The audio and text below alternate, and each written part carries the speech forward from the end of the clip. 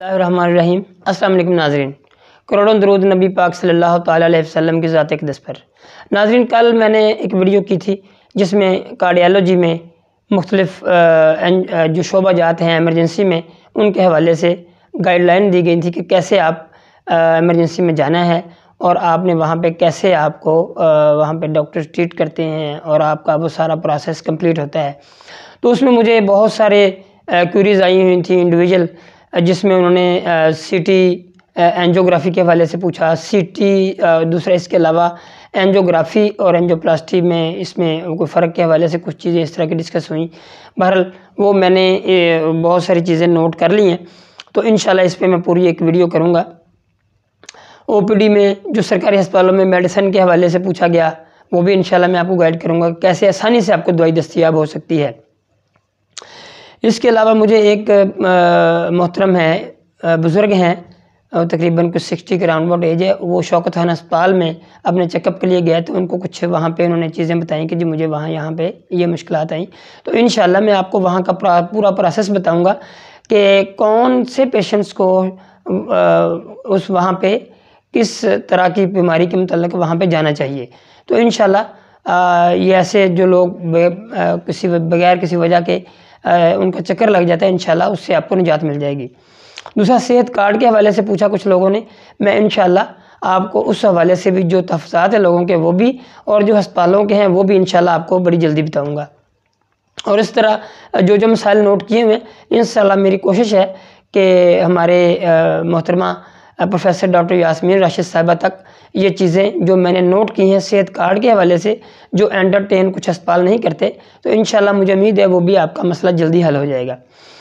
इसके अलावा मैंने आज जो मेरा टॉपिक है वो परहेज़ इलाज से बेहतर है और मुकम्मल मेडिकल चेकअप के हवाले से मैंने इंशाल्लाह आपको आज थोड़ी सी इन्फॉर्मेशन देनी है।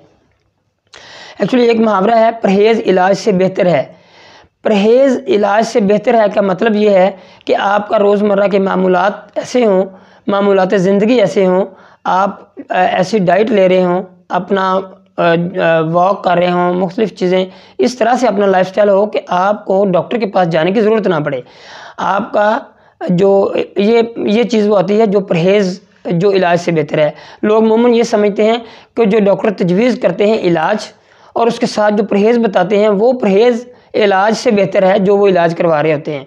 हालांकि ऐसा नहीं है, वो तो मजबूरी होती है हर बंदे को, या जो भी पेशेंट है उसको, जो डॉक्टर को शुगर का पेशेंट है या मुख्तलिफ जो भी पेशेंट होते हैं, कि ब्लड प्रेशर का पेशेंट है, वो डॉक्टर अपना ट्रीटमेंट लिखते हैं, इलाज लिखते हैं और साथ उनकी एक परहेज़ लिखते हैं कि जी आपने ये करना है। वो तो डेफिनेटली है ही ज़रूरी, उसके पे तो कोई कंप्रोमाइज़ है ही नहीं। मगर आपके रोज़मर्रा मामूलात एक सेहतमंद ज़िंदगी के लिए, सेहतमंद आदमी के लिए ऐसे होने चाहिए कि आपको डॉक्टर के पास जाने की ज़रूरत ना पड़े। तो ये वो परहेज़ है जो इलाज से बेहतर है। ये एक चीज़ आप नोट कर लीजिए।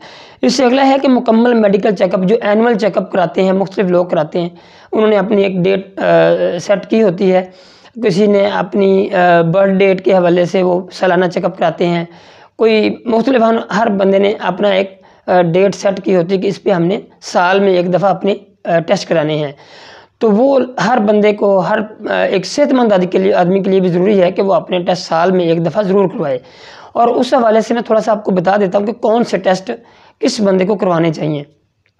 जो रूटीन टेस्ट हैं वो आप किसी भी अच्छी लैब से आप करवा सकते हैं, जिसमें आपको फास्टिंग लैब में जाना होगा बग़ैर नाश्ते के।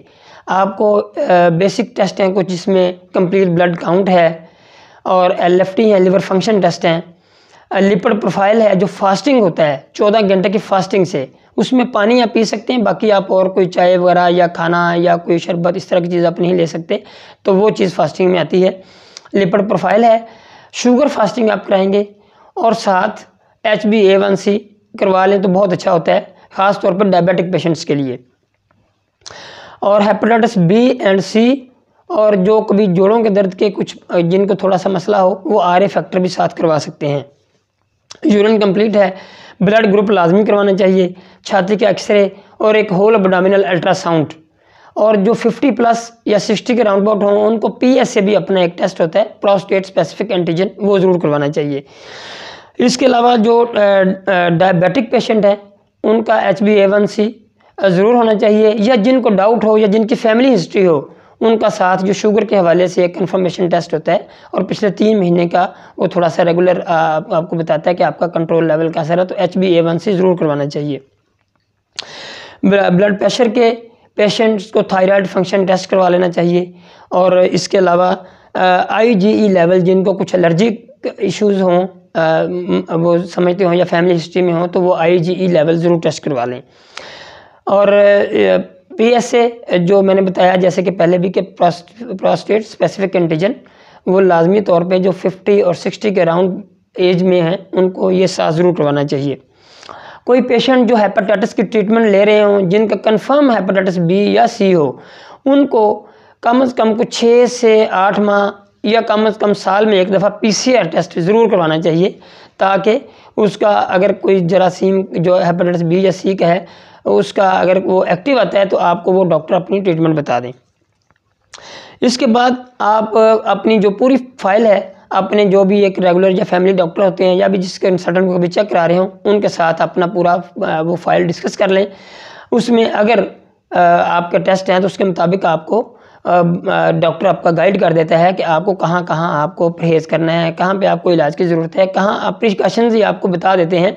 सम टाइम ऐसा होता है, बहुत सारे ऐसे पेशेंट हैं कि उनका 15-16 साल से वो प्री डायबिटिक डायग्नोज हुए, तो उनका ट्रीटमेंट के बगैर सिर्फ परहेज़ पे उन्होंने अपने आप को मेंटेन रखा और उनका जो प्री डायबिटिक ही रहे, वो डायबिटिक नहीं हुए। बहुत कम होता है कि इतना अरसा बंदा प्री डायबिटिक रहे, मगर उन्होंने परहेज़, वॉक और अपने मामूलात ज़िंदगी को बेहतर रख के उन्होंने अपने आप को मेंटेन रख के वो डायबिटिक की कैटेगरी से प्री डायबिटिक में ही अभी तक हैं। तो ये ख़ास तौर पे जो सालाना चेकअप है, इसमें बहुत सारी ऐसी चीज़ें हैं सामने आ जाती हैं कि आप एक बहुत बड़ी किसी ऐसी मर्ज़ में मुब्तला होने से बच जाते हैं या ऐसा कोई आपको इशू आने से बच जाते हैं।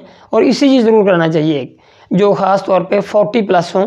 साथ एक ECG लाजमी हार्ट के हवाले से करवा लेना चाहिए। अगर वो हार्ट पेशेंट हैं तो भी तो साथ एक इकोकार्डियोग्राफी ज़रूर ऐड कर लेना चाहिए, अदरवाइज़ कम से कम ECG आपको ज़रूर करवाना चाहिए। तो इस हवाले से जो कंप्लीट चेकअप है आपको ये जो साल में एक दफ़ा करवाना है, आपको बहुत सारी ऐसी अमराज से बचाएगा जो कि आम रूटीन में इंसान को किसी भी वक्त अल्लाह ना करे कोई अटैक का बायस बन सके या किसी तरह का कोई ऐसा मामला हो सके जिससे वो ज़्यादा परेशानी की बायस बने। लिहाजा साल में एक दफ़ा आपका चेकअप ज़रूर होना चाहिए और अपनी मामूलात ज़िंदगी ऐसा रखें कि आपको डॉक्टरों के पास जाने की ज़्यादा ज़रूरत ना पड़े। आपका बहुत बहुत शुक्रिया।